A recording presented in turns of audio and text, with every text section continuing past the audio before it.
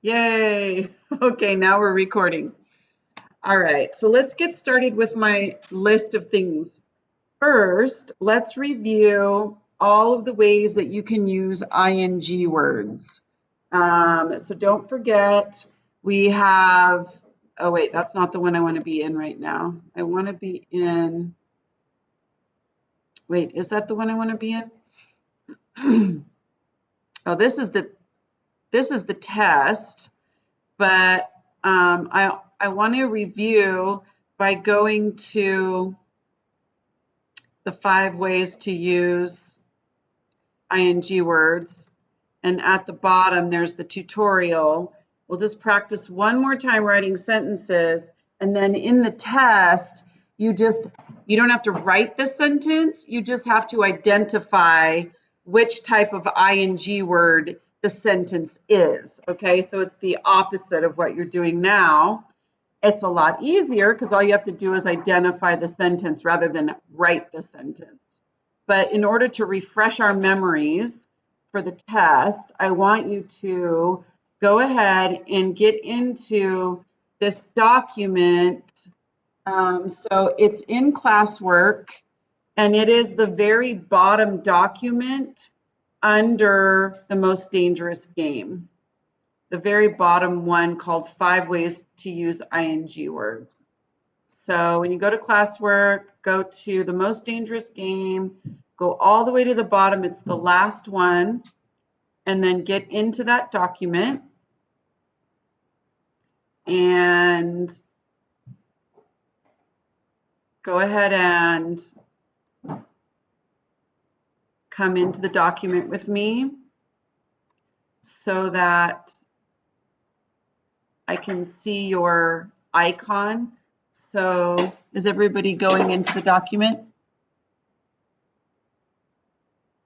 I did. Teacher, I'll take a minute. I'll log in through my computer and then I'll come to the document. I'm wondering if the way I shared, let me see if this is shared with you guys.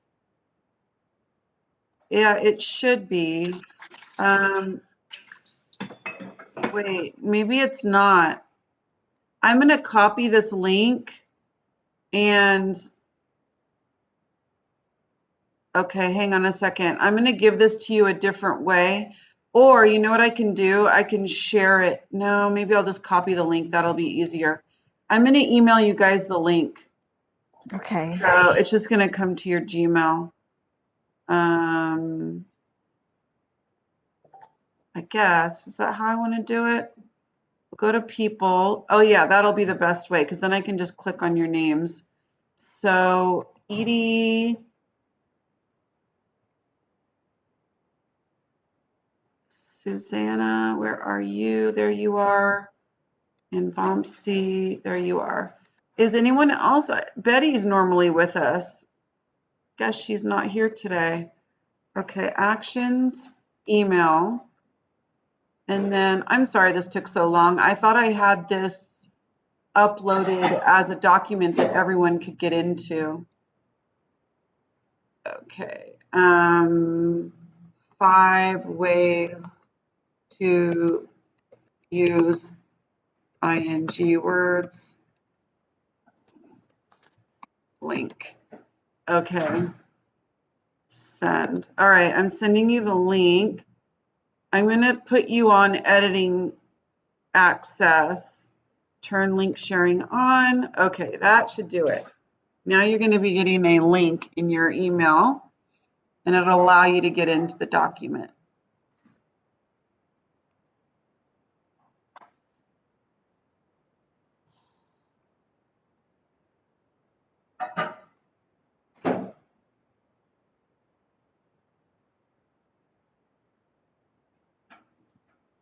It's not showing yet. Maybe it's take a while. And you might have to refresh your email. I got it now. Okay, yeah, takes a second or two. Oh, I see. Oh, that's a cute icon. It says anonymous hyena.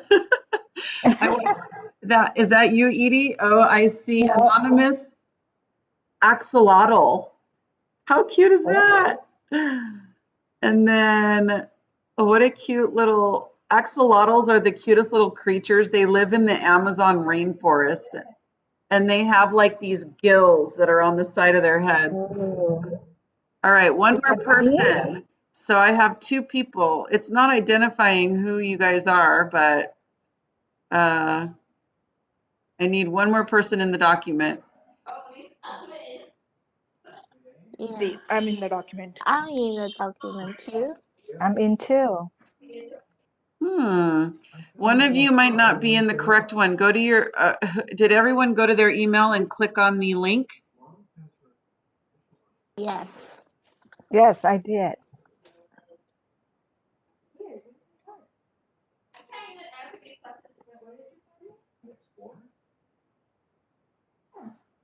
But somehow I cannot actually. I have to request edit access. I'm on a meeting right now, guys. I cannot Betty, get. Hi, morning. I'm going to share something with you, Betty. Okay, maybe we'll share it with you this way. Two people are in the document, and I don't know Yes, which I two. cannot. I already in, but I cannot type anything in. Okay, I And can it's like see you, Laura. you can see me. Yeah. Okay, wait, Betty, yours is, oh yeah. And which one? Betty, I'm sending you a link to your email. And then who can't type in the document? it's me. I You, have to request edit access. okay, Uh, I'm gonna I put you in. cannot. Okay, Edie Sung and Vamsi T and Susanna. I'm gonna send it a different way. Well, this ended up to being a wild goose chase. Oh my gosh. All right, you're all in there as editors. I'm sending it to you. You'll get another email. Oh, okay. So sorry. Okay, let me check because I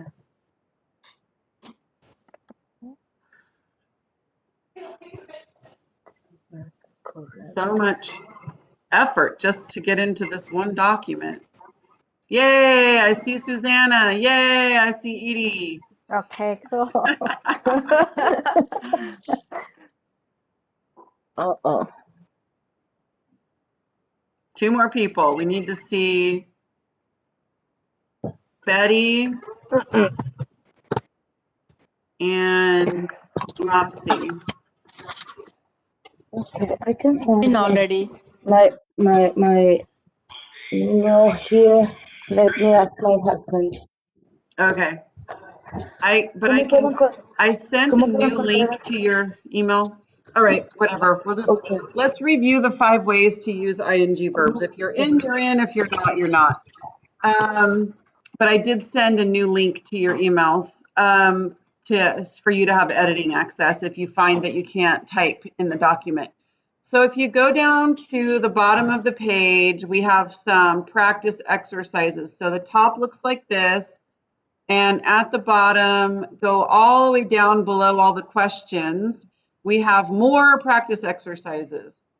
Okay, so these are the 5 ways to use ing verbs. We're going to practice it by having you type sentences, but on the test, all you have to do is identify whether or not a sentence is a gerund, a verb, a gerund prepositional phrase, a present participle phrase, or a gerund infinitive phrase. Those are the 5 choices that you're going to have. So for this first one, I want you to use studying, and everybody go into 21 and use studying as a gerund. So there's an example on the left where running is the subject of the sentence. Remember, you can use studying as a subject, you can use it as an object, or you can use it as a complement. One of those 3. That's how you use it as a gerund. So begin typing whenever you want. I can see Edie has started. So you're using the verb. It's not a verb, it's an ing word. You're using the ing word studying as a gerund. Okay? Everybody type one sentence. Studying English by watching. Teacher, I'm not able to edit it. Okay, I'm going to share it with you one more time. Okay. It's going to come to your email. I don't know if it's the correct email. It was the 999 email.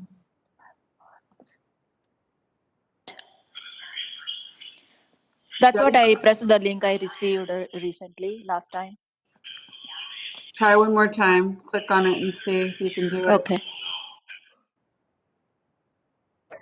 Okay, teacher, is there 5 ways to using ground Yep. or Yep, go all the way to the bottom.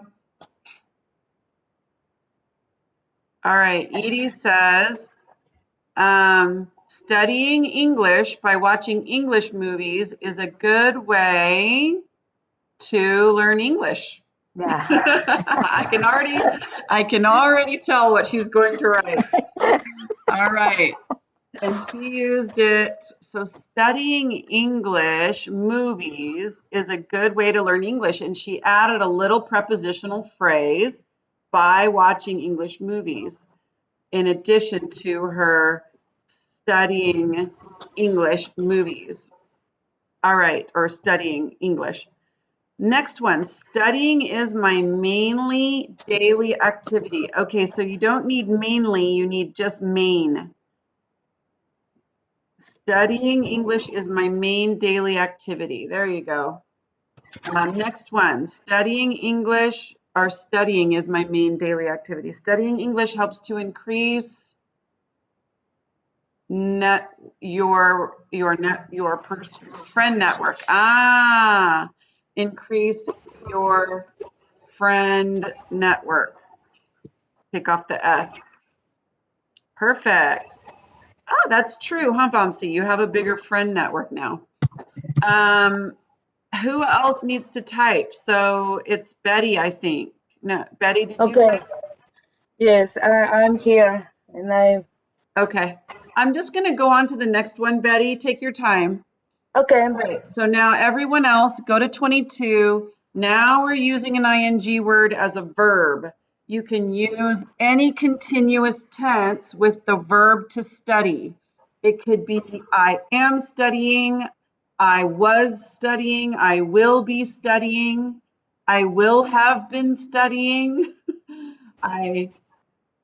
All of those different ones. You can use any tense. There's 6 of them, I believe.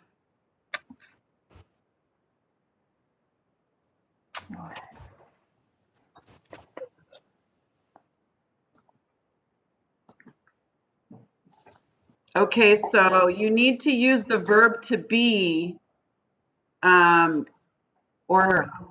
this is look at up top under continuous tenses, number 2 at the very top. Those are all the continuous tenses. I am studying, I was studying, I will be studying, I have been studying, I had been studying, I will have been studying. Those are all the continuous tenses that you could possibly use.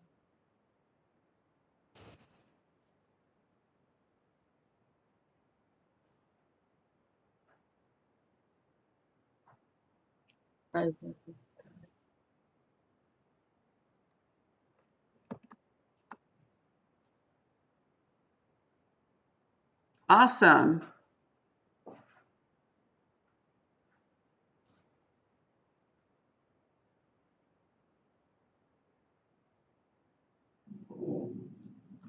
Oh, Bailey,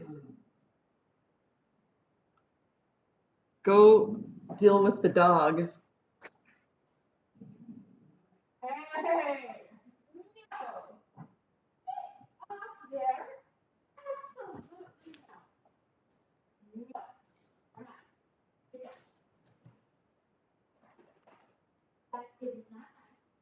So you know in a deep voice.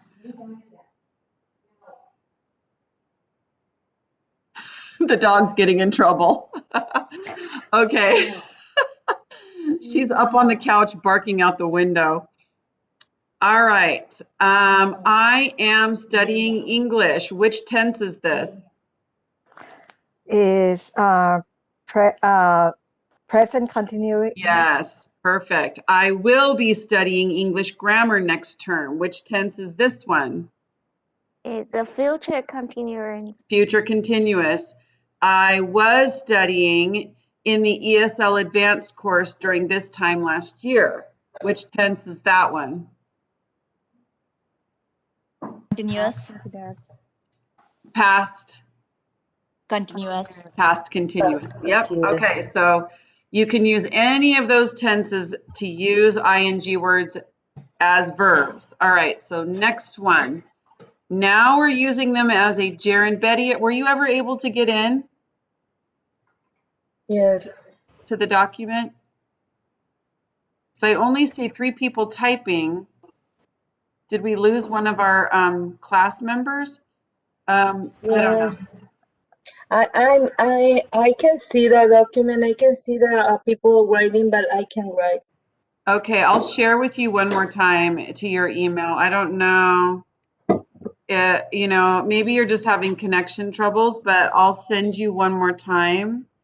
Oh, it looks like, yeah, it looks like that's okay as long as you.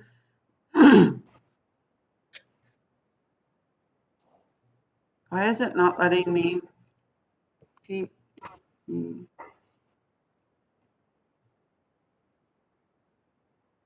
Okay, you're already in there, so I don't know why.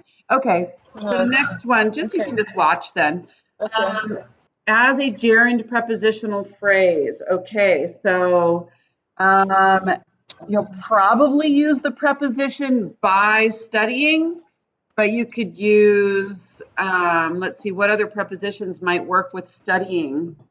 With studying, something comes with studying. Let's see, what else? What other prepositions might work with studying?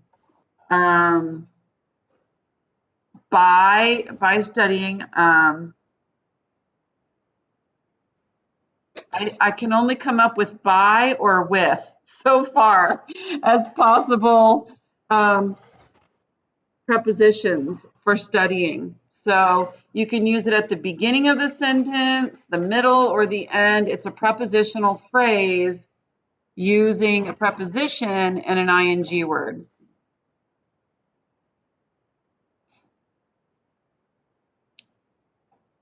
With.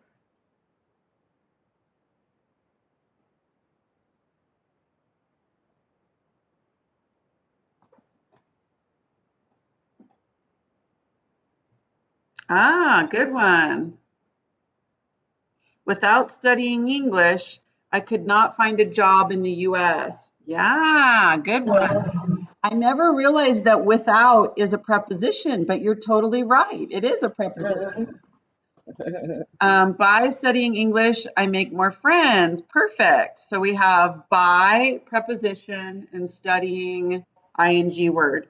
By studying English, I increased my confidence. Yay! My confidence levels. Perfect. All right, so that's how we use it as a gerund prepositional phrase. Now we're going to a present participle phrase. So let me clarify something for this. The action that the subject is doing should be in process. So, for example, carrying a package, the man jumped aboard the train. In other words, he was carrying the package while he was jumping aboard the train. So the thing that he's doing, carrying a package, should be happening at the same time as he's doing the action in the rest of the sentence. So, for example, I could say, working on her homework, comma, she noticed a mistake.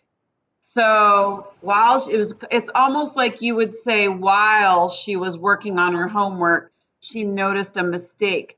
but you're taking off the while part. And you're just saying, working on her homework, comma, she noticed a mistake. Or blowing out the candles, comma, he caught his hair on fire. So it's happening, they're happening at the same time, okay? So you need to do studying for number 24.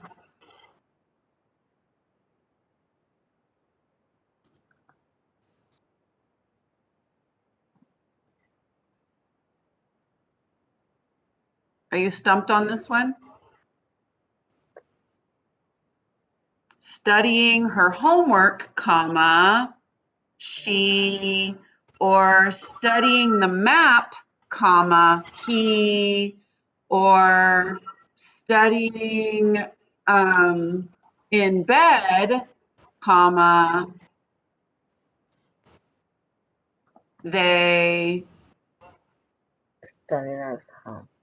studying at home, comma, now you need a subject after the comma.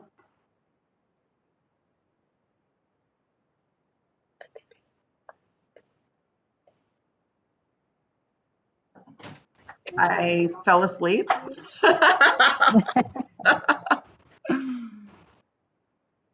Studying online, she feels I.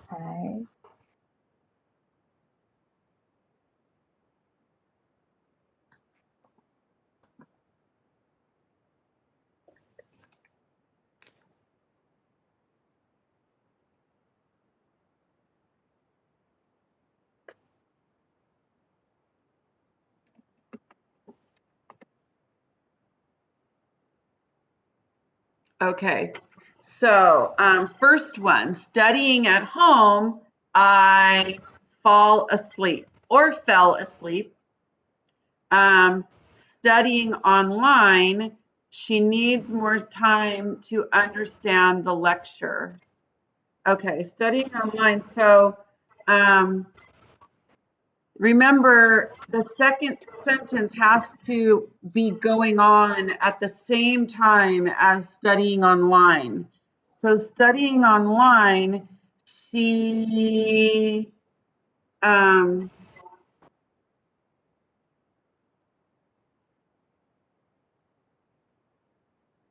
couldn't understand the lecture. So I tried to keep the same information, but it's happening right now, right? Studying online, she can't.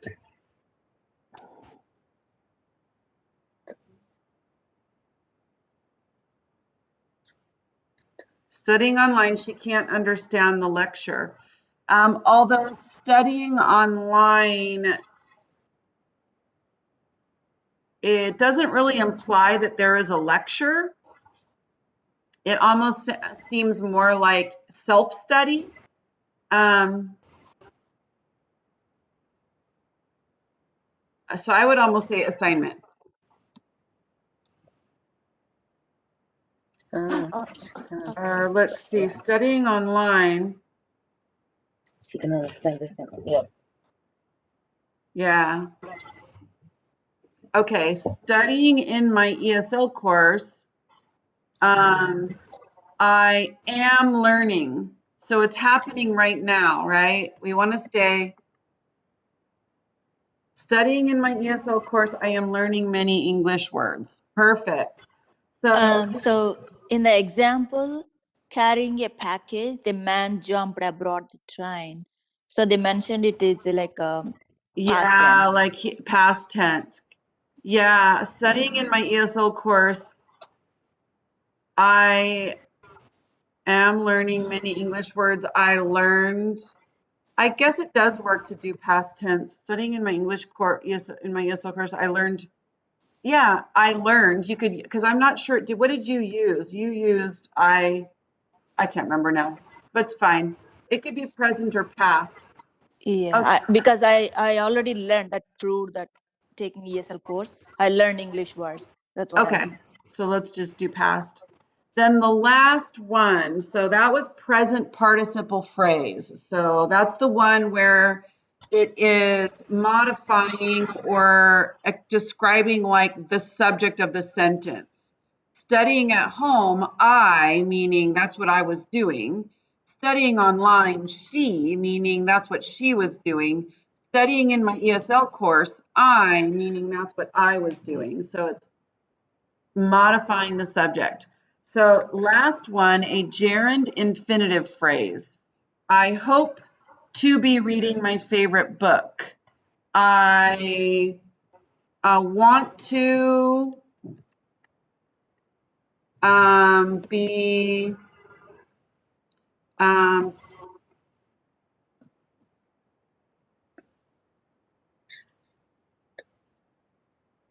fishing right now. I want to be fishing right now. So you got to use it for studying. I think the only verb that really works is the verb to be. I'm going to put verb to be.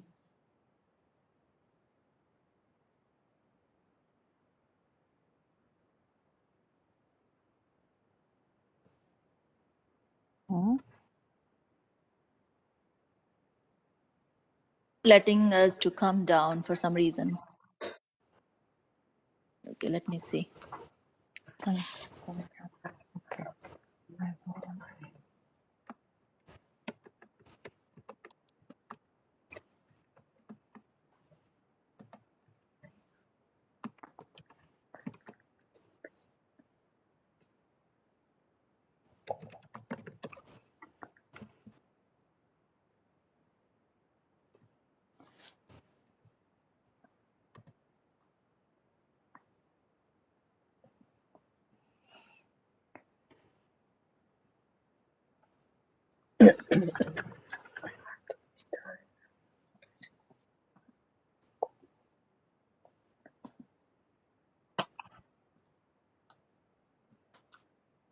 Or you could do, yeah, I hope.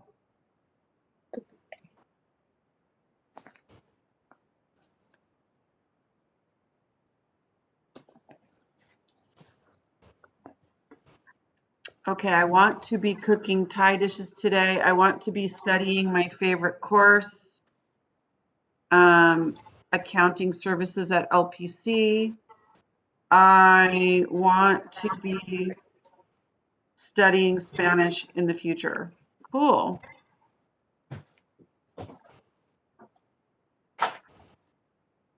But for this last one, it would be better to say I want to study Spanish in the future. I want to be studying Spanish right now because we're in a present continuous tense. I want to be studying Spanish right now, right?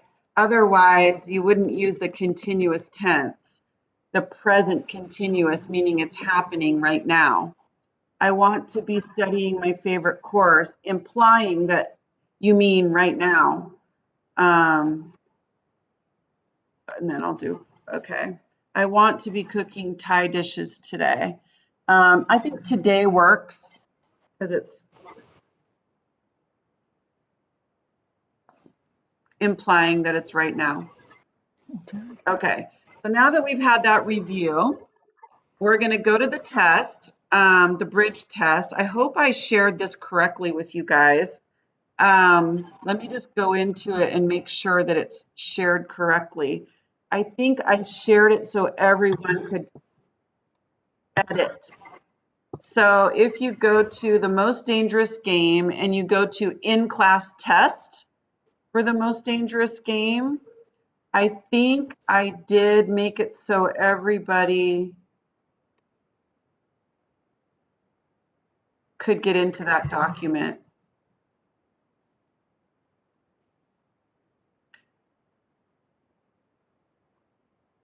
Yeah. Oh no, it's each student will get a copy. Oh, that's so annoying. Yeah. Oh, that means I have to share it all with you guys again. Okay, you know what I'm going to have you do? I'm going to have you each just open your own copy, do the section and turn it into me. Okay. So because it looks like this. So if you go into the test for Bridge, the most dangerous game, under classwork, it's the very first one that says in-class test, Mhm. Mm-hmm. and you click on it. Can everybody get into it, or is Yes. it Yes. I'm able to. okay? Then you go down to number 20, or 21. is it, yes, 21. Now, all you're going to do is you're going to type which one this is. Don't yell out the answer because everyone's typing it in their own one. So you're going to type, which one is this? Camping is my favorite summer activity. Is it a gerund? Is it a continuous verb tense? Is it a present participle phrase, or is it a gerund prepositional phrase? Camping is my favorite summer activity. Type it in and continue until you've finished all the way to 25. She listed camping as her top choice. So is that a gerund prepositional phrase? Is that a gerund? Is that a continuous verb tense? Which one is it? 23, she learned to survive in the wild by camping in the wilderness. Is that a gerund, a continuous verb tense, present participle phrase, or gerund prepositional phrase? Why are you doing that?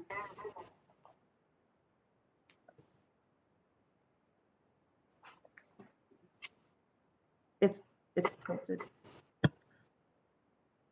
Practice before you put it on. Practice first.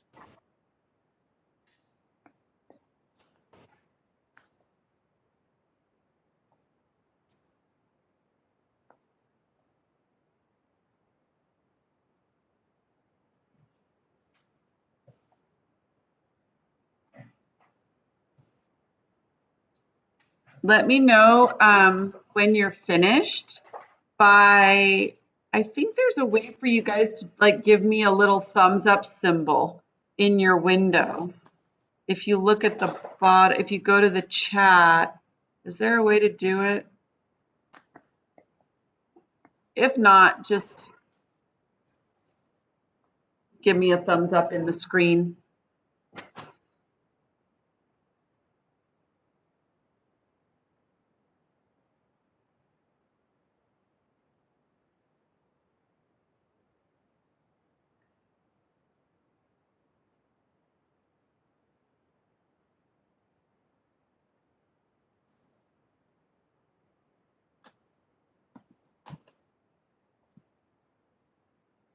Is everyone finished?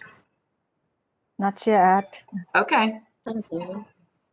If you finish, move on to the last one, infinitives.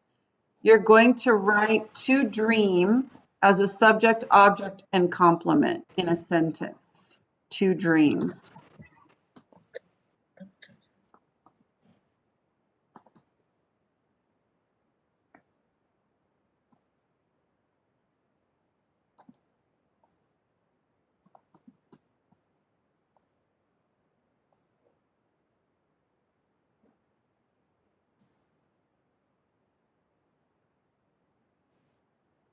Look how cute.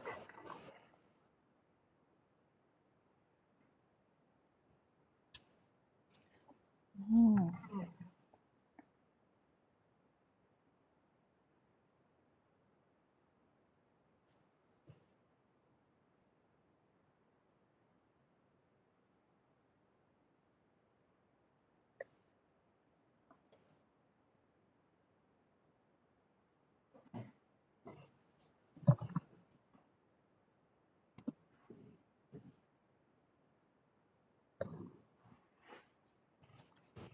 done, teacher. Awesome. How about you, Susanna? Yeah, I'm done. Awesome. All right. So let's correct together. Camping is and you guys can just write next to your thing the correct one if you got it wrong. But leave your original answer. Camping is my favorite summer activity. Which one is that? Gerund, object. Subject. Gerund. Subject, sorry. Subject. Yes. It's actually a compliment. Prepositional. Oh, But that's okay. If you said gerund, it's correct. Because you could say, my favorite summer activity is camping, or camping is my favorite summer activity. Remember, if they're interchangeable, then you know it's a compliment. But if you said gerund subject, that's fine too, as long as you said gerund, okay? All right, next one. She listed camping as her top choice. So what is this one? Present participle. It's a noun. Yeah, which is, what do you call it when it's a noun? I call it kind The of same, gerund as a noun. it's a gerund. And how does it act in the sentence? We have subject, she, listed, verb, camping, what? Object. Object. Object. Yeah, so this is gerund object. Okay, next one. She learned to survive in the wild by camping in the wilderness. What is this? Prepositional phrase. Gerund prepositional phrase. That's right. Okay, and then camping in the wilderness, she encountered a bear. What's this one? Present participle Present phrase. participle phrase. Present participle phrase. Perfect, you guys. And then last one, she will be camping here for a week. What's this one? Verb. continuous verb tense. Future Yes, continuous verb tense. Oh. All right, awesome. So give yourself a score. 5 out of 5, 4 out of 5, 3 out of 5. You can just put it up here next to 4 ways. All right, last section. Did you guys do this yet? You're going to write to dream as a subject, object, or complement. So remember, when you're using to dream as a subject, whatever comes after the is going to be an adjective. Is it to dream or to walk? To walk. We have a to walk. Oh, okay. You can use to walk. I'll change it back. I forgot that you guys weren't in this document, so I'll just put to walk. Okay. So remember, when you use it as a subject, whatever comes after the is should be an adjective, like to walk is good exercise. Whereas for a compliment, you are going to put another subject, like to walk is my favorite activity, or to walk is my favorite exercise. So that's the difference between subject and complement. After the is will be an adjective for subject. After the is for complement will be another noun.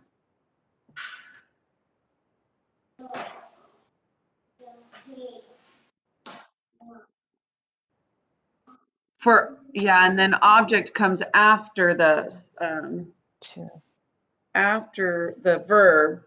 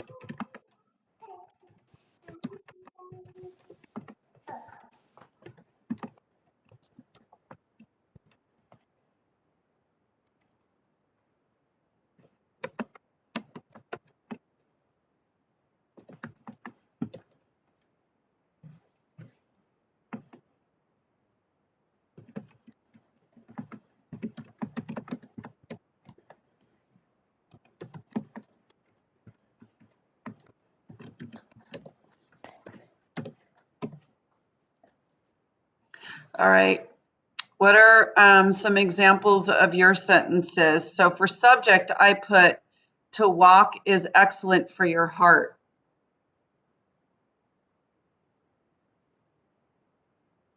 What'd you guys put? I said to walk is the easiest way to exercise. Okay. To walk is a good exercise. To walk is good exercise. Okay. I I put think, walking is a good exercise. okay, except we need to use to walk because this is an infinitive, and an infinitive uses to and the base verb. Okay, next one. Object. What did you guys do for object? I love to walk around my neighborhood. I love to walk around my neighborhood. Good. That works. So it's going to come after the verb, basically. So if you had it after the verb, you're probably good. And Doctor complement. says, What? so for the object, I said, doctor says walking is a good exercise. Okay, but you used walking, and we need to Sorry, use, why am I? Yeah, that's correct. my doctor says to walk is good exercise. Okay, so you have my doctor subject says verb to walk object. So that works. Last one, compliment. I said I actually, yeah, sorry, go ahead. to walk every day is my dog's dream. So what did you guys put? To walk each morning is energizing. I Is like to walk in the morning. I like to walk in the morning. So I like to walk would be object. I like to Oh, walk. sorry. Yeah. So I like to I walk would be like to walk in object. the morning. What? Like object, We're I doing like compliment right now. compliment. To walk each morning is energizing. To walk each morning is what? Energizing, energizing, or And energizing. The it can filling you of energy. oh, Make you energizing. Oh, to walk each morning. energizing. Oh, Okay. sorry. But that would be subject because you can't. So to walk each morning is energizing. Remember, you have that's an adjective. So to walk each morning would to is energizing. Trying. I don't know if I spelled that right. Could be. Yeah.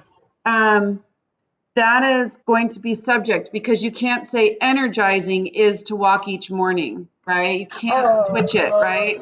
Yeah. To walk every day is my dog's dream. My dog's dream is to walk every day. That's a compliment where To you walk, could switch the two. walk each. So you had an adjective describing to walk. So that puts it in subject category. To walk is energizing. To walk is my favorite activity. There we go. To walk is my favorite activity. To walk each morning You is could say, my favorite activity is to walk. What the heck, dude? Stop that. So mine is to walk on the trail every day is a good exercise. Okay. To walk on the trail every day It's a good exercise. is A good. a good exercise. okay. All right. So a good exercise is to walk on the trail every day. Okay, that's good. To walk each morning is my goal for this year. I think she got it. Is my goal for this year. Perfect. I have a question. Yes. Okay. When we begin with the to walk, do we need to put comma after to walk? I don't think so because it's the whole thing is coming before the verb. No, you don't. Okay. Thank Yeah. you. All right, yay, you finished it. Go ahead and just click turn in. So grade yourself. I think most of you already took the beginning part of the test with me, or did you grade it yourself? I can't remember, but whatever you do, just turn this in and I'll grade these last two. So just turn these in. All right, that took us a long time. I think I would like to skip forward and talk about the article that you guys read about anecdotes, because to me that's a little bit more fun. So I'm going to go to your notes that you turned in about the anecdotes, which you guys did a great job on. So instead of just reading the article, since you guys read it on your own, I'm not going to have us sit and read the whole thing together today, since you read it alone at home. But if you go to, so we'll just spend some time talking a little bit more now. So I said, read the article, 8 tips for telling a good anecdote. And then I said, complete, and I had 2 people who finished it. I said, complete the Cornell notes. And so I'm going to open up Betty's. And Teacher, which one we are talking about? so if you go to, let me go back. Go to classwork, and then go to from a Lincoln preface. Oh, yeah, okay. I see. And then go to read article, take notes, 8 tips for telling blah, blah, blah. Then Okay, got open it. up that document. It's the second thing. The first thing is the actual article.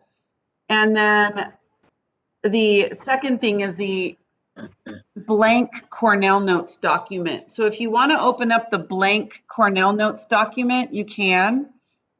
The article actually had way more things in it than what we're going to be talking about. So I really encourage you to read this article at home on your own. But right now we're just going to talk about the answers or the things that you filled in on the Cornell Notes. So I had 2 people who filled this out, and it was Betty and Edie. So I'm going to open up Betty's, and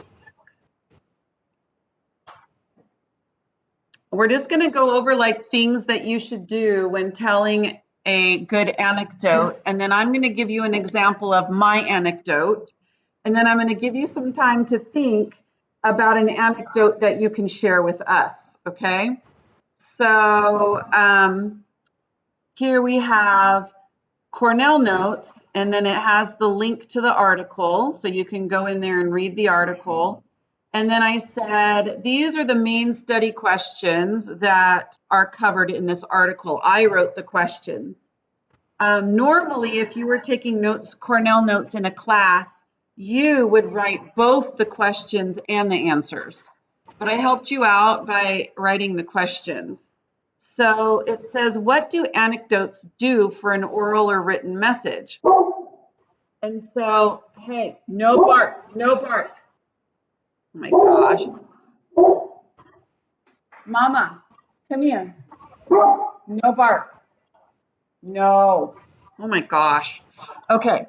Anecdotes do help you grab the audience's attention.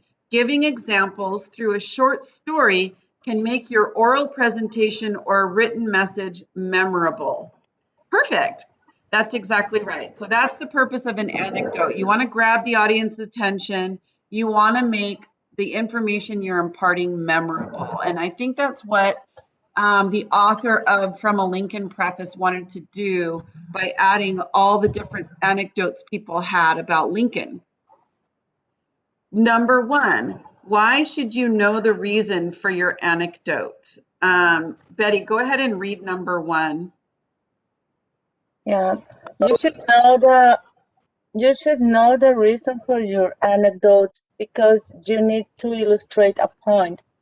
Identifying your purpose will make your selection much easier. Yeah, so sometimes an anecdote is just to make somebody laugh. Sometimes an anecdote is to demonstrate what kind of person somebody is. Sometimes an anecdote is to help students remember an important fact that they're studying, like maybe they're studying history, and you use an anecdote so you can help your students remember what kind of person Lincoln was. So, but before you tell an anecdote, you should know what your reason is for telling it, right? So the author of From a Lincoln Preface, his purpose was to help people really understand the kind of person Lincoln was. But other people might tell an anecdote just to make people laugh, just to as a funny joke, basically. So first, you need to know your reason. Okay, next, how should you set up your anecdote? So Edie, you read this one, number 2. You could set up your anecdote in an intriguing way. Intriguing. So say this word, intriguing. Intriguing. Intriguing. Intriguing. That means interesting. So actually, I am going to open up this article because it has an example of how to set up an anecdote in an intriguing way. So how about Susanna? You read this right here under number 2 for the article.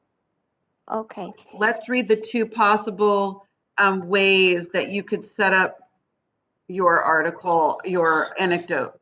So Sure. number 1 is, Note, let me tell you about a manager in our Miami office, but my managers sometimes exhibit their greatest leadership skills when they make a mistake.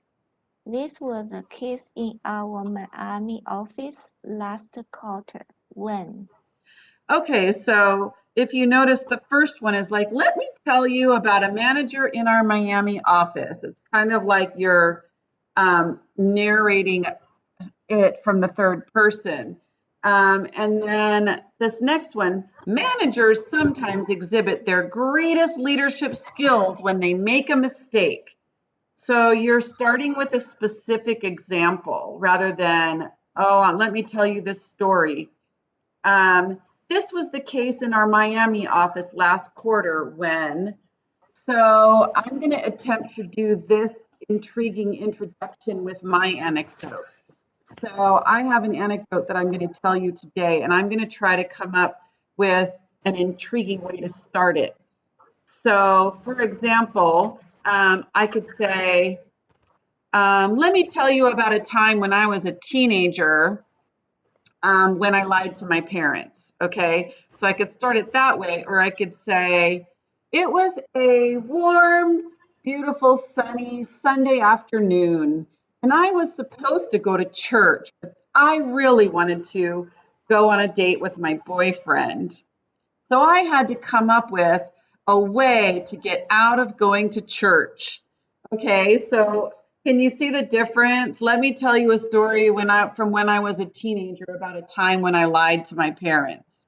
Or it was a beautiful sunny day on a Sunday afternoon, and I wanted to go outside rather than stay inside and go to church, right? So I'm using some imagery, I'm using a specific example. I'm starting kind of in the middle of the story. It's definitely more intriguing than, let me tell you about a time when. Okay?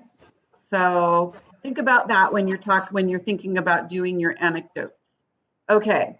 Next one. How should you set up your anecdote? Oh no, that's what we just did. Intriguing. Okay. What should you weed out? Weed out. So when you weed the garden, you pull out the unwanted weeds and you keep the plants that you want, right? That make fruit or flowers.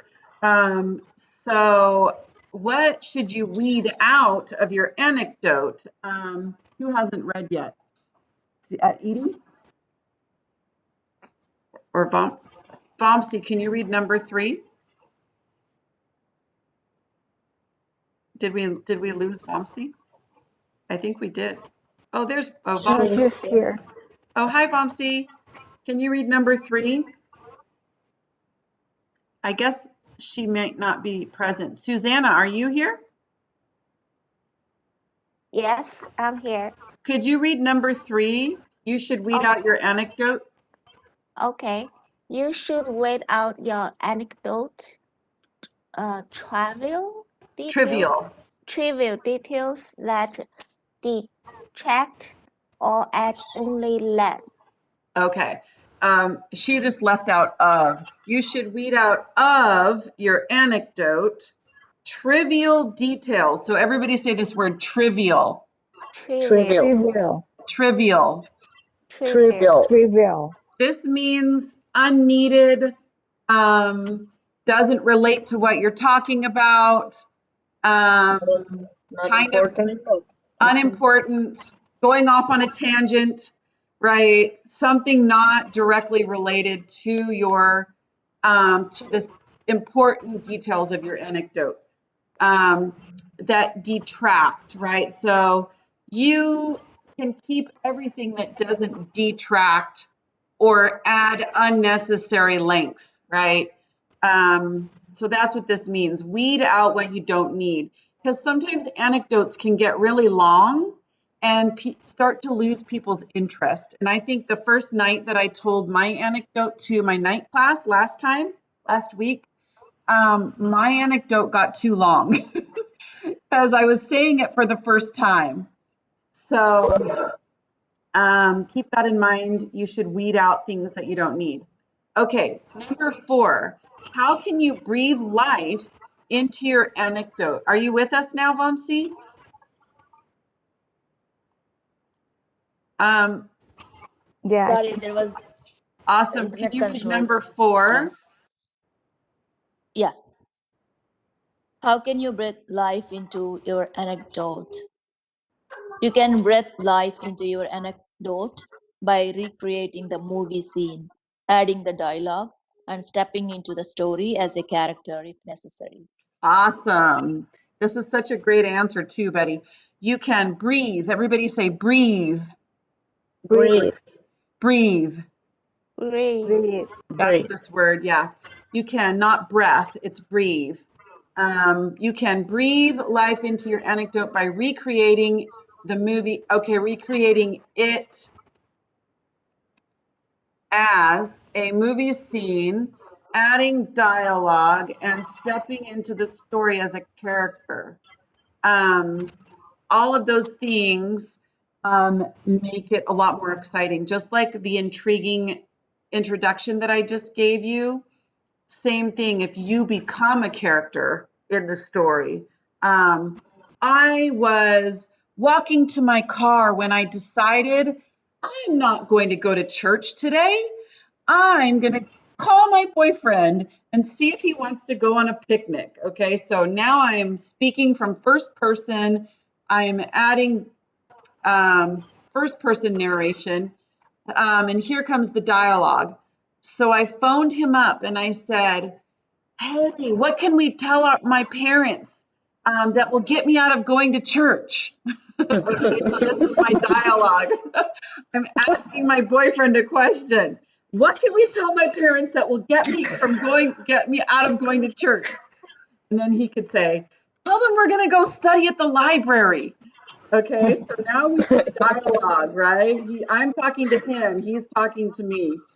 So adding dialogue is a great, recreating it as a movie scene is basically like adding dialogue, adding scenery, that kind of thing, adding action, becoming a character. All right, next thing, how can you make your anecdote dynamic? Okay, dynamic. Everybody say this word, dynamic. Dynamic. Dynamic. Okay, this means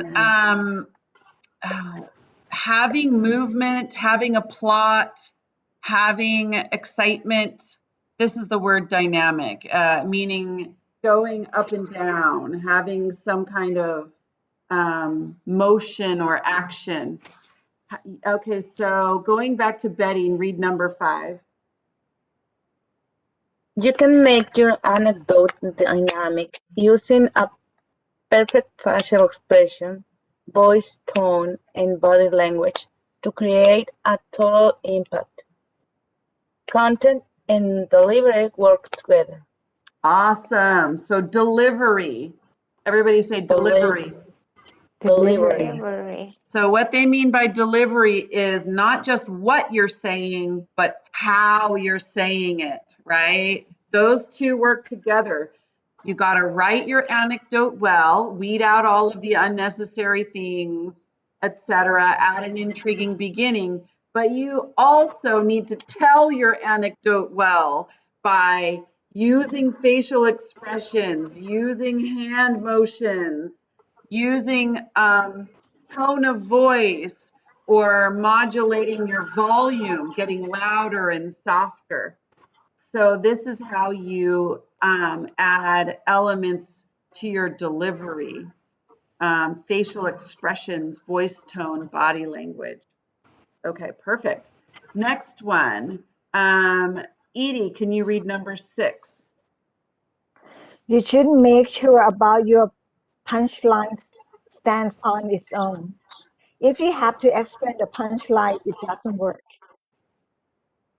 The, the punchline, the final phrase or sentence of a joke or story, providing the humor or some other crucial element. I liked that you looked up punchline, Betty. Good job. So obviously Betty didn't really know what punchline was. So she said, oh, I probably should look it up and add that to my notes since I didn't know what that meant. So that was a very, good thing to do that often people do in their Cornell notes. If they're in a lecture where they don't understand a word, later they can go back and look up a word that they don't know. And she's right. The final phrase or sentence of a joke or story, and it is the thing that delivers the humor. It's the thing that delivers the irony or the funny element or the unexpected incident. Okay, it's the final part that resolves all of the buildup. You have build up, build up, build up, build up, and then you have punchline, right? That's the thing comes at the very end, and everybody goes, "Oh, I get it," right? So, what should you do? What should you make sure about your punchline? You should make sure your punchline stands on its own. If you have to explain it, it doesn't work. So you better make sure people understand your punchline. So that's why practicing is a good idea. Not all anecdotes have to have a punchline, you guys. So, but oftentimes when you're telling a story, you are kind of building up, like you are kind of creating a little bit of a mystery. Like, why is she telling us this story? Why does she have all these details? Like, where is she going with this? Right? And then you have your punchline, and then everyone goes, oh, okay, I get it. I know why you're telling, building up, building up, building up. Usually it's like almost like the point of everything you were just saying. Last one, or is this the last one? I think I have more than 7. No. 8. Yeah, okay. So, Susanna, number 7. We can avoid disappointment disappointment in the audience by just getting into the story and making your point. The audience will let you know if it was funny, you were sad or not. Yeah, so basically I would add to this just don't spend too much time building up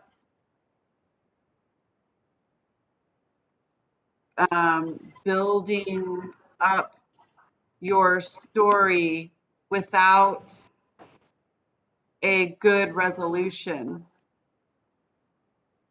Sometimes people will go, oh, Well, that was pointless. Why did you just tell us that, right? You have all this buildup, and then it's like a really, the punchline or the ending lets people down. People are Mhm. like, okay, really? You spent all that time telling us that story, and that's the ending? So you need to like get to the point. Don't spend too much time building up, or else people are going to be let down. They're going to be like, wow, she's spending a long time. What could the ending be? And then you're like, and we just went on our way. And that's the end of the story. And you're like, huh? Like, what? Why? Why? Okay. And then last one, Bompsy, number 8. I can't see the screen. Can you please move? Sure. Number 8. Oh, Okay. hang on. I Okay, I gotta got it. scoot it over for you. Sometimes it's hard for me to get to all my controls on my screen. Okay, there we go. Because of the way there we go. Okay, number 8. What should you do before you go live with your anecdote? Before you go live with your anecdote, you should make sure that it works. Tell it to your family and friends to see their reaction. Create more suspense. Add more dialogue or less narration. Okay. All right. I'm going to attempt to tell you an anecdote by using some of these techniques. Oh my gosh, this is a little bit scary for me. Keep in mind, I have not honed this anecdote, but it is the second time I've told it to a class. So it's going to be a little bit better this time than it was the first time. So I'm going to attempt to create an intriguing, I've already started telling it to you. So maybe I'll switch to a different anecdote since I've already kind of used my other example. Or nah, I'll stick with the same one. So you're probably wondering what the ending is. Okay. Yeah, let's see. All right. I will start the way I did. It was a beautiful Sunday afternoon when I was 16 years old, and it was time for me to go to church, but I did not want to go. So I called my boyfriend on the phone and I said, "Hey, Mark, I don't want to go to church today.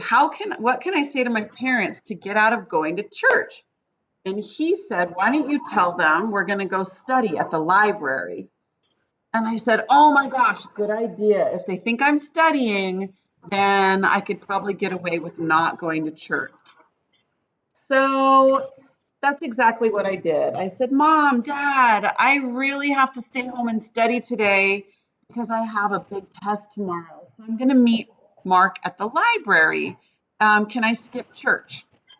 My parents, being the believers in education that they are, agreed, and they went off to church. So Mark and I decided that we were going to go on a picnic. And Mark said, "Why don't you bring an activity to do and I'll bring the food?" Um, so I met him at 2 o'clock and we got in the car and we just started driving. We did not know where we were going to go for our picnic. We just knew that we wanted to go out in the country. So I said, "Mark, where should we go? I have no idea." He said, "I don't know, just start driving." So I knew the direction of the foothills and I just started driving and he said, "Well, go right here, right here. This looks good." I said, "Okay, I'll go right here." I said, "Well, this doesn't look good. There's fencing along the road here. We can't even get in. Let me take a left here." He said, "Yeah, yeah, yeah, this looks good. Okay, up there to the right. Do you see there's kind of an old barn and a stream? You could park over there." I said, "Okay, I have no idea where we are, but sure, this looks good." So I pulled over, got our blanket and our games out, laid our blanket out next to the stream, up next to the old abandoned barn, and got our food out. and started playing a game when all of a sudden I noticed a car coming up the road. Mark, does that look like my parents' car? And he looked, he said, no, no, that can't be them. We totally have no idea where we are. How would they end up over here?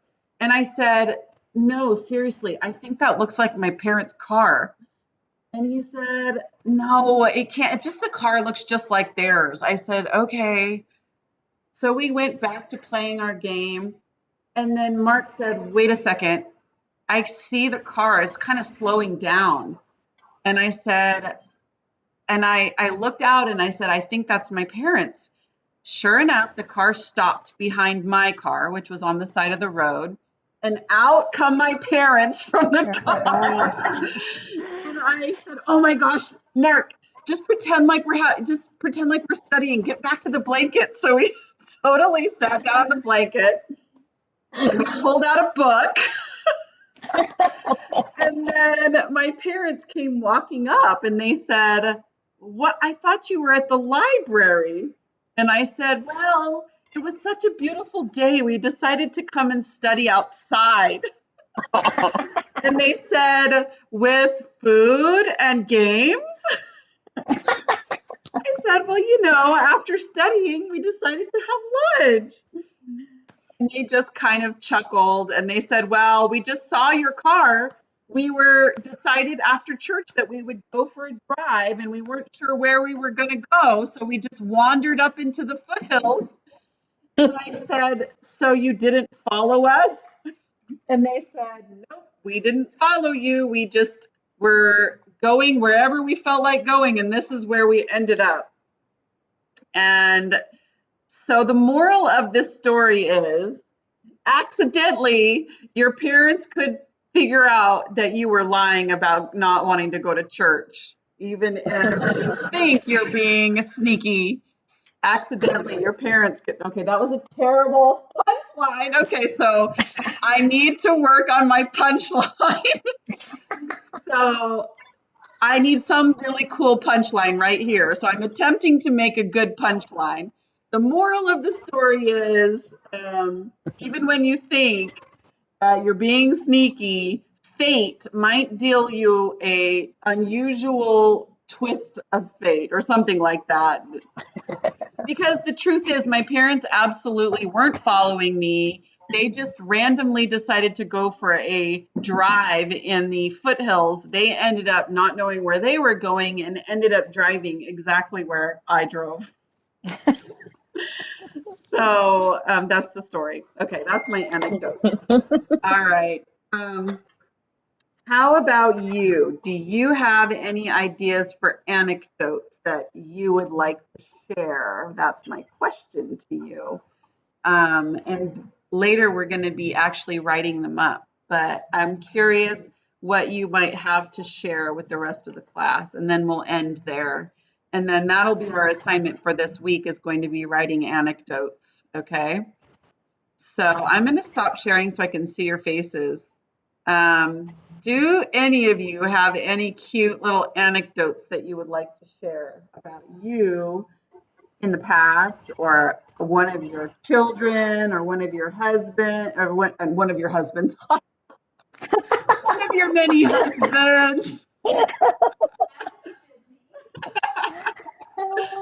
Uh, Actually, I have one, but it's kind of the same as yours. So it's just like it's beautiful. They like I have friends, best friend, like 4 or 5 of them, and we always hang out together. And 4 of us is the housewife. Like we do nothing, just shopping and hang out every day after sends kid from to school. And the other person working full time, just drop off the kids and go back to work. And one day we I just feel like I want to get together with friends and have lunch like with 5 of us. So we decide to call one of my friends at work, ask if she can hang out with us. And he said, no problem. I'm gonna sneak out my work and just go with us. And we decided to go to up countries. So we drove all the way to like 2 hours ride, and we stopped by the temple. And when we parked the car at the parking lot, and actually on the way we have so much fun. We talk and we bring food in the car and we like snacking in the car. And once we park the car, we actually I myself opened the door about to step down, and I saw the car just parked next to us, and I have to close the door right away because it's my friend's boss, the owner of the, and his family coming to the same temple, 2 hour drive. And everyone, because we are best friends of hers, so her boss know of us. So if he saw me, if he see me, he will come and talk to me. And actually, what happened? We, five of us, and I mean, had to hide down the how to say, hide in the car. You Because ducked. slow. Yeah, yes, everyone until they left. Get out of the car and went into the temple, and we have to sneak, like drove the car away. Oh my gosh, Yeah. that's a good one. So yeah, so this What's is the end of the the story? So you waited until they drove away? yes. We have to wait until they drove away. Otherwise, my friend's gonna have a big trouble. Okay, so we Yeah, need to come up with a good punchline because yeah, I have a couple things running through my head. One is you can never get away with, because that's the similar story as mine, right? You right, lied, right. right? And then, fate will always deal you, there'll always be a twist of fate when you lie, right? So, uh, that could be it, or it could be like, because the boss also skipped work, right? So that's another possible punchline is like, she skipped work, but her boss skipped work too, right? So that's also a funny twist of fate is she lied, but then isn't the boss supposed to be at work too? So if they Yeah. see each other there, then they could both just say, okay, you don't tell, shh, and I won't tell, shh. And we both skipped work today. But the only thing, he's the owner. Oh, he's the owner. Okay, that doesn't work. That's funny. Okay, so you got to come up with a good punchline, okay? So be Yeah. thinking about that. I'm going to be posting directions for this anecdote writing, but we're basically going to follow those steps that we went over today. Coming up with an intriguing beginning, a good punchline, building up just the right amount, and then delivering a good punchline. Um, so, thinking about your purpose, I would say the purpose of that anecdote was to make people laugh, probably, and also tell about a time that was, I don't know, ironic. There's some irony because it's like, yeah, so something like that. You have to think about your purpose. Okay, does anyone else have one that they would like to share? No? No, it's hard. No. Susanna, Yeah, how about you? No. No? Yeah, I need to think about it. You got to think. Okay. I Yeah. know you all have something, even if it's not about you, it could be about someone you know, right? Or one of your kids or any anecdote, right? all the time when I talk with my sister, for example, is I remember things of anecdotes from the past, and we are talking about that. But when I try to remember one, it's hard. It's like Okay, so what you're going to have to do, you're going to have to interview your friends, families, kids, your kids, your friends, your family. Hey, help me remember, blah, blah, blah. See if you can figure out something by having one of your family members jar your memory. Like, they might remember more than you do. Okay, so that'll be like part of your job this week. If you can't think of an anecdote, then you might have to go interview your friends, family, kids, whoever, your relatives, and see if they have anecdotes that maybe you were present but you forgot about it, or maybe you weren't present and you're just going to use their anecdote. It's totally up to you. So you might have to do a little research for this one. Okay. I'm going to share my screen. So that's just kind of the introduction to your activity for this next week. I'll be posting the assignment. Then the last thing I wanted to go over, and I know you guys did that ReadWorks article, and I posted the answers so you guys can self-correct on that, okay? It's posted. I posted the key or the answer key for the notes that came from the ReadWorks article that you read. So you can self-correct. So last thing, I need to tell you about consonant pairs. I know we're running a little long today, but the anecdote thing kind of took a long time. Going back, but the consonant pairs should go pretty quickly because we've done this before. I don't know if you guys remember doing this last year. Let me go down to consonant pairs. So if you can get into this, it is underneath from a Lincoln preface, and it is under consonant pairs chart and exercise. It's about halfway down under from a Lincoln preface. So I'm going to open up that document. It's just one document, but I meant for everybody to get in together. So I'll wait to see you guys in this document. Okay.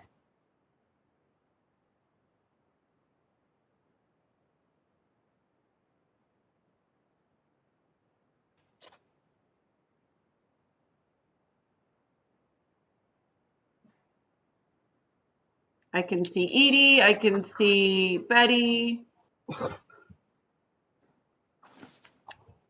It's about halfway down under from a Lincoln preface under consonant pairs chart.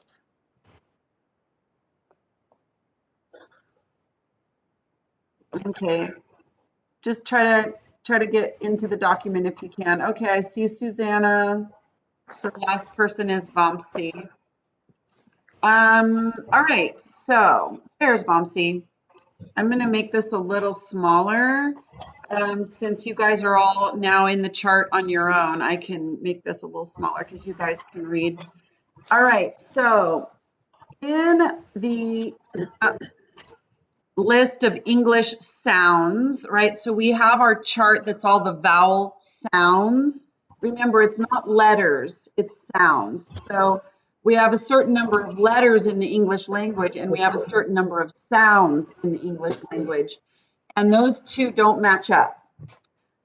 So necessarily, sometimes you can have more sounds than we have letters.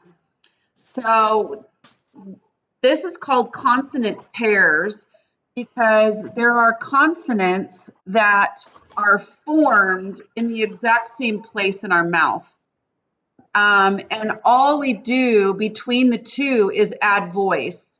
So for P, this is an unvoiced sound made right here at the front of our mouth on our lips. So if we go, this does not involve the voice box. Okay, we're just going, it's like we're stopping and opening our lips to let air out, and we're making p. But then if we do b, b, b, it's the same motion with our lips, but now we're adding our voice box. B, b, b, b. So now do b, b, b, b, b, b, b. So you notice it's the exact same motion. One of them does not have voice, one of them does have voice. So that's why P is unvoiced and B is voiced. Now we are calling this a popper because it is air that is stopped and released. Stopped and released, right? Buh, buh, buh. So we're popping. We're popping our lips. Puh, puh, buh, buh. It's a pop, right? The air is stopped and then it's released. Okay, so if we look at the next one, this sound is made by tucking our bottom lip under our upper teeth. So F is, and then V, same exact motion, but now we're going to add voice. So we have, and then we have, okay, but just keep in mind that we're not popping. We're not going fa, fa, fa. We have a steady stream of air. There's not a pop. And steady stream of air. So these are called coolers because they're not popping. It's a steady stream of air that's flowing.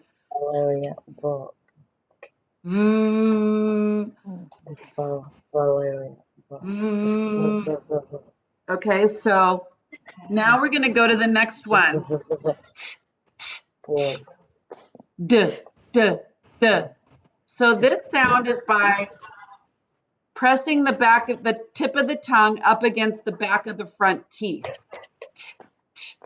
Or it's actually kind of behind both front teeth, both top and bottom teeth. The tip of the tongue is tapping.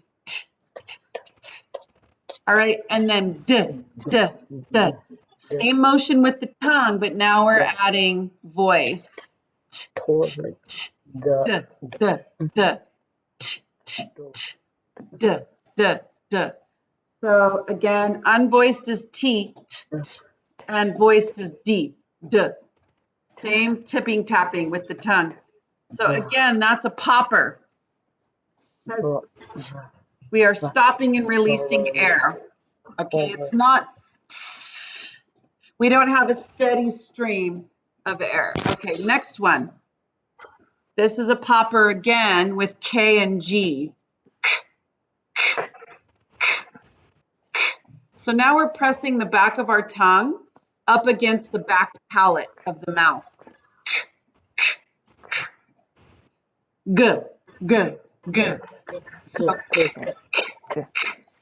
g, g. We have unvoiced, voiced, g. But the same thing is happening. The back of the tongue is pressing up against the back of the palate, which is the top of the mouth. Good. So again, this is popper, right? Good, good, good. Stopping and releasing the air. Okay, so here's a cooler. This is S. That's unvoiced. Here's a voiced cooler.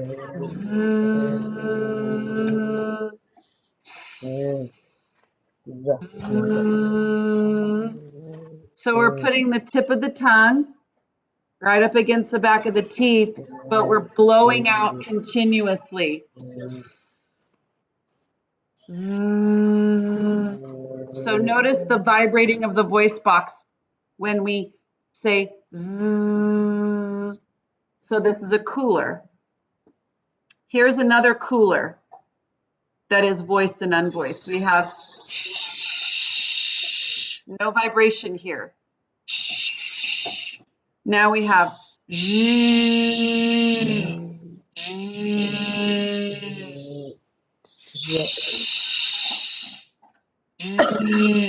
Okay, so this is a cooler, continuous release of air. Next cooler that is unvoiced.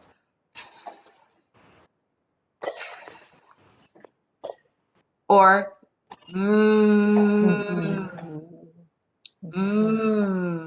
or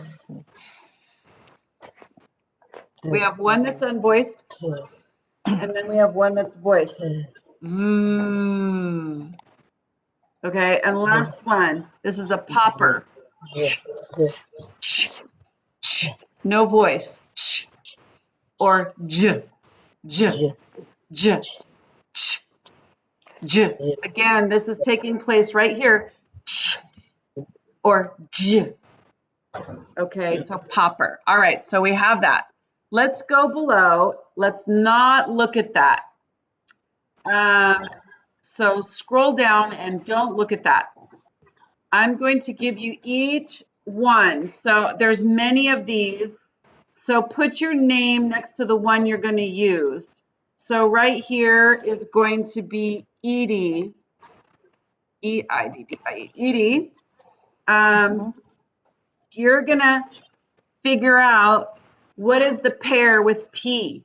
Is number one, what goes with P? Is unvoiced. Where's the voiced match to that? Don't say it out loud. See if you can remember. Try not to look. See if you can figure it out with your mouth. Okay? Edie will have the first one. Betty will have the second one. Whoops. Oh, wait. Sorry, got to go to the top of the next one. Betty, this will be yours. Susanna, yours will be next. So going down, Susanna, this will be yours. And then next one, this is Vamsi. We'll have the last one. I made a separate one for each person. So see if you can figure this out. Go ahead and type in the letter of the match.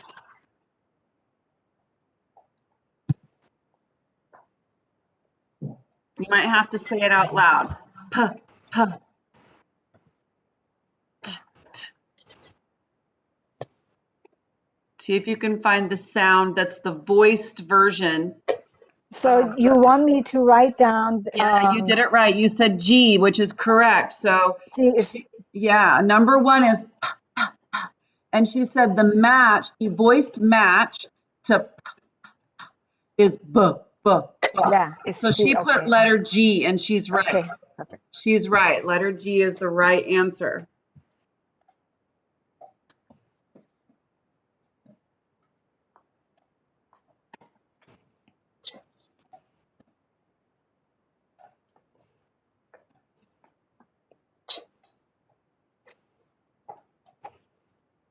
And now she's writing in popper, which is right.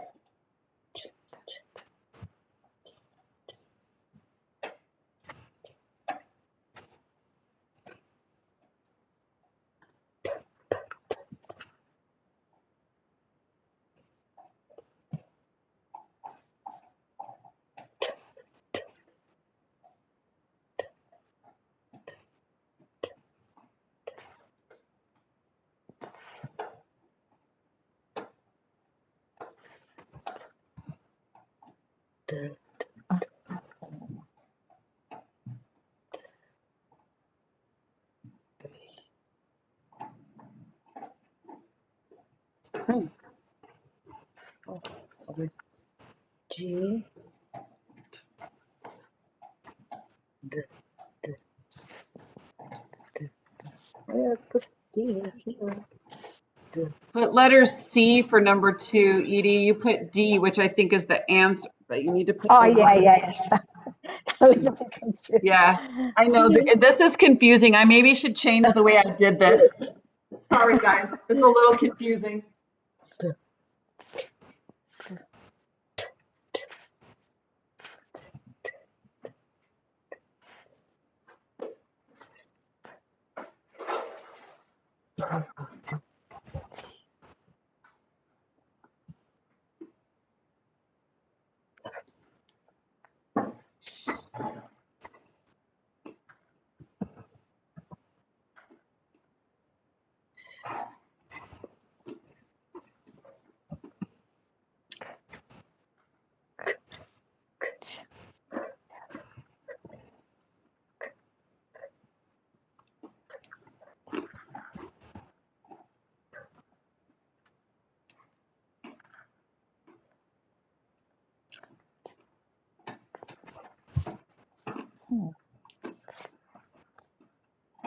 Good job.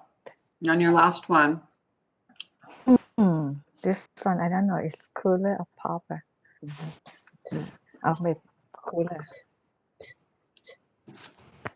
Okay, good. Hopefully it's Is correct. everyone else finished? Let's see. Edie just finished. It looks like Betty's just on her last one. Susanna's looked like she's just on her last one. And Vamsi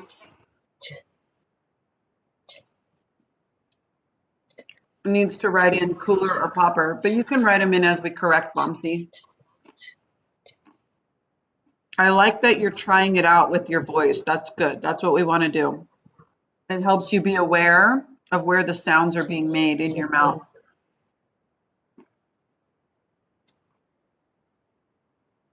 Okay. All right. We're going to correct together now. Okay. All right. Going back up to Edie's, and then you can just compare yours to hers. So you stay on yours. Number 1, pa, pa, pa, goes with b, b, b. Goes with b, b, b. So G is the correct answer for number 1, and it is a popper. Yes, you are correct. We have to stop and open our lips. All right, next one. T, t, t, goes with d, d, d. So C is the correct answer for 2.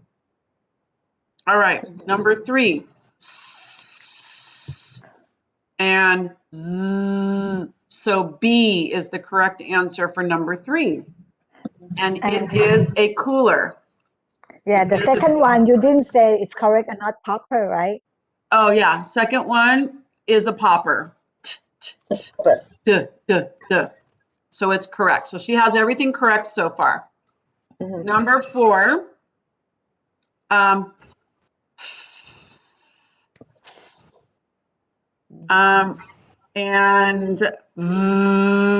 that is correct. So number 4 is D. It's cooler. And is that correct? Let's see what's with F up top. With F, yep, you were right. And it's a cooler because it's continuous air. Okay, next one. Shh and zh is correct. So letter E is the correct answer. It is a cooler. Next one. K, k, k. And so this one is incorrect. So let's go up and see what is the pair to k, k, k is g, g, g. Oh. So then let's go down to H. Edie's. So the answer would be H. H. H. Yeah, Oh. the answer would be H for K. So let's put H here. I'm just going to correct it, okay? Okay. All right. So is it a popper? Yes, it is a popper. Oh, I didn't see H. Okay, I didn't see Yeah. the bottom one. K, k, k, and g, g, g. So they're made in the same place in the mouth. Yeah, sorry, this isn't the best. And it is a popper. Okay, number 7 goes with so A is the correct Yay. answer for number 7, and it is a cooler. It is a cooler. It's continuous air. Last one, ch, ch, ch. And that one goes with J. J. F. J, J, J. Yes. Yeah, CH and J. So it's not, it's letter F. That was so confusing with all this dumb letters. I'm going to change that next time. I'm going to take out the letters and numbers and just have you put the actual letter. That was so dumb. And then it's popper. It's popper. So I'll change this next time. I'll give you guys some exercises with this for next week. So next week, your homework is going to be some consonant pairs exercises. I'm going to give you another one of these, but not have the letters and numbers. And then I'm also going to give you some words, and I'm going to ask you to tell me what the sound is. Is it a P, unvoiced? So I haven't figured out how I'm going to structure it, but you'll get it. I'll make it clear for you in the exercise. Okay. All right. So that's it for today. We did not finish reading the rest of a Lincoln preface, so do that on your own if you haven't already. And correct your own ReadWorks article. I posted the answers. Okay. So you should have read that ReadWorks article and done the vocabulary words and filled in the outline. So I've posted I'll show you where it is. I've posted the answers to the outline so you can self-correct and then turn it in once you've self-corrected. Do I need to return them to you? Have you already turned them in? You can unsubmit as well and correct them. I don't have to return it to you. You could also unsubmit. So right here it says answer key, ReadWorks, The Crusade. So that's the answer key. This is the ReadWorks article. If you haven't read it already, this is the ReadWorks vocabulary and outline, which is blank and you have to fill in. And then this is the answer key, ReadWorks answer key. So you can, I have not put any sentences in the answer key, but I have put in, and I can do that later, but I have put in the answers to the outline blanked. All right. Everybody got that? Yes. Okay. All right. Hopefully you find some good anecdotes. I'm excited to see what your anecdotes are. So I'll be posting that assignment along with exercises for consonant pairs, and then go ahead and correct yourself for your ReadWorks article. Okay. Okay. Any questions, comments? Nope. Nope. I'm also going to be posting, I have to start doing our, what do you call it? Co-ops tasks tests, because that's one of the ways we make money for our program. And it has to do with note taking. So you guys have already done taking notes with Cornell Notes, and now you've done notes for the ReadWorks article, taking traditional notes with the Roman numerals and the letters. Those are two ways of taking notes. So I'm going to give you a short little test. It's like maybe just a short little paragraph where you take notes two ways, one with Cornell Notes and one with traditional notes. And you're going to have to do it all by yourself, okay? But I'm going to choose a simple, short article for that. But I want you to demonstrate that you can, on your own, do Cornell Notes and traditional notes, okay? And we've experienced those both in the ReadWorks article and the 8 tips for telling an anecdote. All right?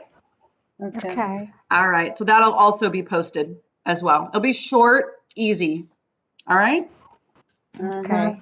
Okay. Have a great week, you guys. Thank you so much. You too. Thank you. You're welcome. Bye, Bye-bye. everyone. Bye-bye. See you next week. See you next week. See you.